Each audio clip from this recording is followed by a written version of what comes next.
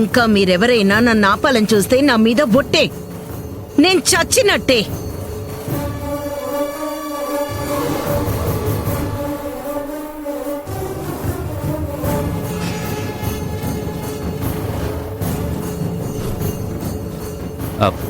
వేద, నా మాట విను.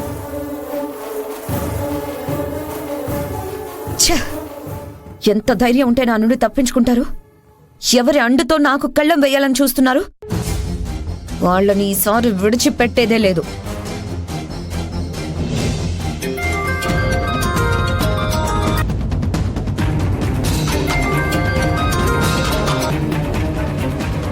కనిష్క, రాహుల్ని విడిచిపెట్టాలంటే నువ్వేం అడిగావో, నీకేం కావాలో అది నా ఎదురుగానే నా ఇంట్లోనే ఉంది.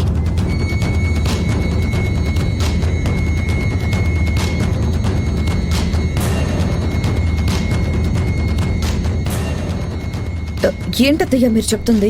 అవును కనిష్క, నీ ఇంట్లో ఉండాల్సిన ముసలోళ్ళిద్దరూ ఎక్కడికి వెళ్లారు అని కంగారు పడుతున్నావా?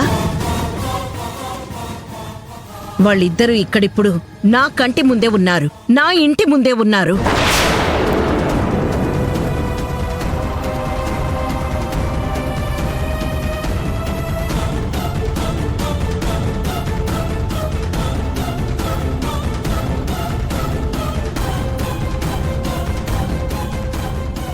అవునా అత్తయ్య? ఎలా తప్పించుకున్నారు అని ఆశ్చర్యంగా ఉందా? అభి వల్లే తప్పించుకున్నారు.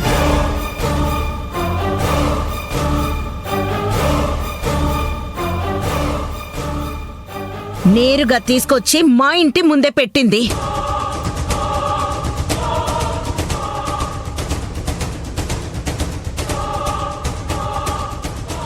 అభి, అనుకున్నా ఇది నీ పన్నాగవే అని అనుకున్నా, నీ ఎత్తుగడేనా అనుకున్నా. వాళ్ళ కోసమేగా వెతుకుతున్నావు, వాళ్ళ కోసమేగా ఎదురు చూస్తున్నావు. ఇప్పుడు ఇక్కడే ఉన్నారు. వచ్చి తీసుకెళ్తావో, ఏం చేసి నీ కేసు వెనక్కి తీయించుకుంటావో నీ ఇష్టం.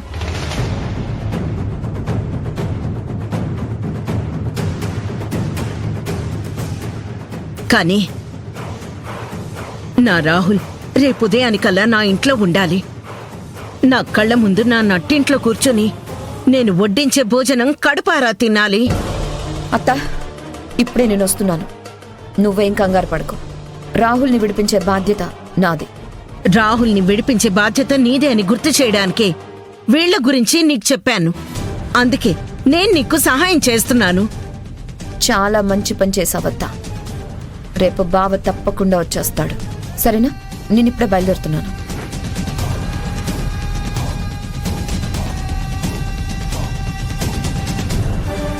వేద, అసలు నువ్వేం చేస్తున్నావు నీకు అర్థమవుతుందా?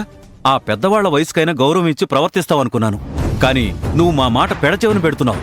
నాకు బాగా అర్థమవుతోంది.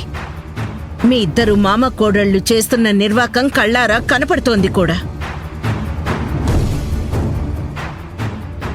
నా కొడుకుని బయటికి తెచ్చుకోవడానికి నేనెంత దూరమైనా వెళ్తాను, ఎవరినైనా ఎదిరిస్తాను, అది మీరైనా సరే.